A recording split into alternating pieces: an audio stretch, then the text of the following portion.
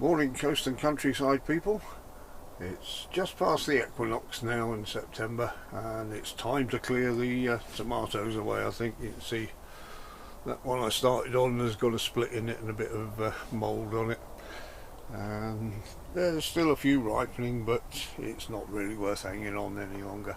So I'm going to get all these out today, cut the plants down. As you can see, they got away from me this season. I didn't get around to pruning as much as I should. I didn't keep them in check. I was doing other things.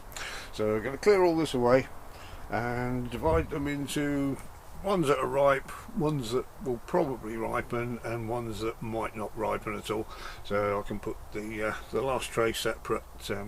If a few ripen, that's alright. If they don't, then that's not a problem. Now this year, despite being late September, we've not had any blights, which is fantastic. I can't remember a year where we didn't get blight. Normally starts in August and wrecks your crop just as it's ripening. But this is brilliant. And the other thought of clearing away today was I can put it all straight on the compost heap. Last year I had to burn it all to stop the blight spores spreading, which maybe that worked, I don't know. You can see there's a few in there, so I'll pick all those. I won't bore you with that bit. We'll come back and have a look when I've done.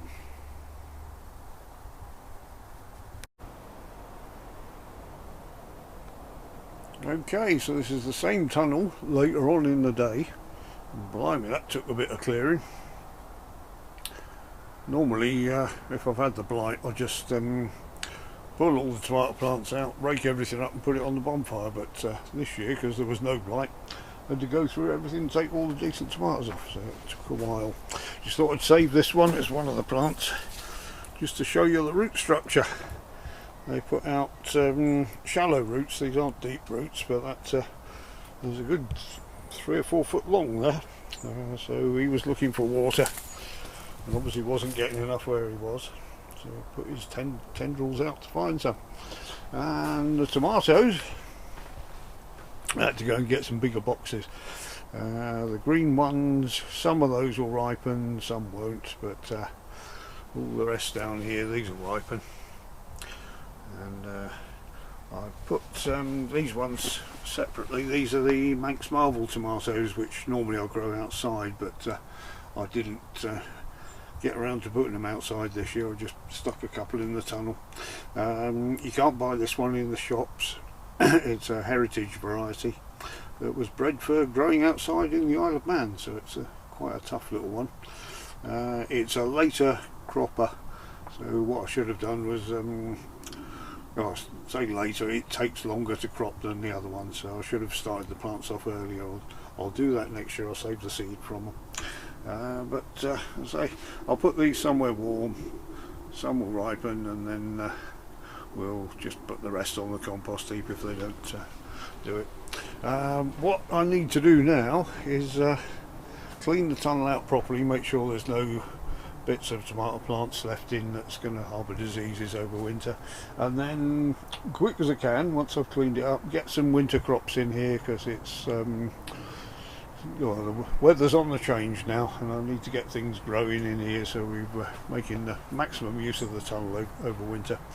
And as an aside, I know it's the 21st century, but you now need 2 radios. You need a digital radio to listen to Ken Bruce and Popmaster in the mornings, and then you need your classic AM radio so you can listen to Radio Caroline on 648 AM all day.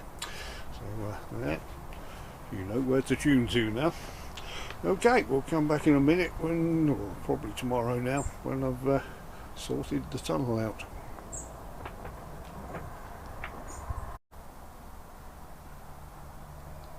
It's the next day now, so shall we have a little look around and see what we've done?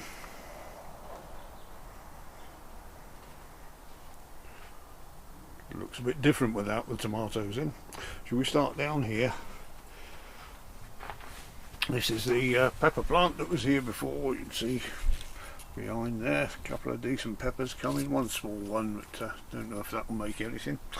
And I've done a lot of moving around and potting things and all sorts. So first off, the kale, which I've got some planted out already, covered up away from the pigeons, and I thought what I'll do, I might plant a couple of them straight into the ground in the tunnel. So you never know what the winter's going to be like. It might be fine outside and we get plenty of kale, or it might get an easterly and it's down to -10 for the week and nothing grows, or it's 3 foot of snow for 3 weeks or something. So wouldn't be a bad idea to have some backup. So also I brought some of the landcress in, and that'll be the cat. Bought some of the landcress in to have a backup for that in case it doesn't do very well. It's normally alright in the winter, but wouldn't hurt to have some inside. And I've potted up a few of the spring onions, so we can hopefully bring those on a bit earlier and have some when we haven't got any other onions. So over here we've got the Christmas potatoes, which are coming on very nicely. Idea of this is keep them sheltered, keep them away from the frost for as long as possible, and we should have some new potatoes for Christmas. So you can just see the potato it's growing from on one of them at least, and I've already earthed this up once, so that's doing all right. If we get a nasty frost coming, early frost, I've got this, I can wallop over the top of it just to keep the frost off. So if we can keep foliage on the top for a while, then that'll be great. So it worked all right. Last year we had some new potatoes for Christmas. Up here I've got some strawberries. These will be the early strawberries. I found that some of the ones that flower later are also the earliest ones to flower in the season, so I've potted those up, and we've got to keep them away from the slugs, because the slugs will be very hungry at that time of year.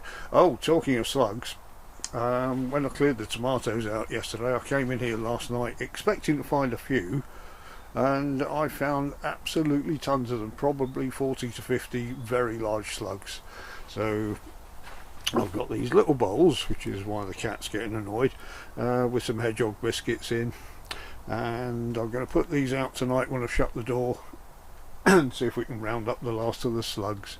So there will still be some in here, despite how many I got out last night. I started down here last night, went round the tunnel, and then I started picking them out again when I got back to that bit. They were up the walls and everything. So right in this corner we've got again strawberries that will crop. These mostly are ones from last spring that we had the early crop off, which have been resting outside all summer. They didn't crop again, and except for 2 of them which I've just brought in from the pudding tunnel. That I thought all the strawberries were over, but we still might get 1 or 2 on that this year. So and there's a few runners there which I've put into pots, and they'll root up for next year. So I can I normally fill these with water, the trays, to keep the slugs off, but Lindsay, one of our viewers, was kind enough to give us a couple of bags of wool, which she says is very good for protection for slugs. They don't like going across it. So she's probably quite right there. Oh, the cat's just discovered that one. And I must admit, in all my years I've never seen a slug on top of a sheep, so could be right. And the cat's checking that one out as well. So each one of those legs has got a lump of wool on there. I think it's Jacob's sheep, looking at it. And one thing the video can't pick up is the smell. It smells of sheep in here. It's quite unwashed, so maybe the lanolin will keep the slugs off as well. So, but that's the idea of that. Hopefully that'll be a barrier to stop the slugs getting up onto the table in the first place, and then if we put some water in there as well, it's a double barrier. And moving over here, these are Wong Bok, which is a type of Chinese cabbage. It's quite hardy, you need to cover it up if it gets really cold, but it should be fine out here. I'm bringing these, I've brought these out of the bothy where I've got some growing, just to spread the season a bit, because I've got several plants, and if I leave them all in there, they're all going to come on at once. So this might delay a few of them bringing them out here, or the other way around, I'm not sure yet, but we shall find out. And for backups, I'll put some more Mizuna seeds in there. It's probably a bit late for them, late September, but and then some more long box seeds for when those are over. I've also brought the purple sprouting broccoli and cabbage backup plants in here. I can keep an eye on them properly in here. So there, and a couple of chairs in case we want to come out and have a cup of tea here. So the bit in the corner, a few flowers and a few of the succulents that have been outside, but that's a whole different video. We won't go there at the moment. So that was it. That's my tunnel almost ready for the winter. Obviously there's lots of space here at the moment, and things like onion seeds will get sown in December, late December, and then onion sets into cell trays and so on. So things will be going on, and that's it for the moment though. So thank you very much for joining us, and I'll see you in the next video.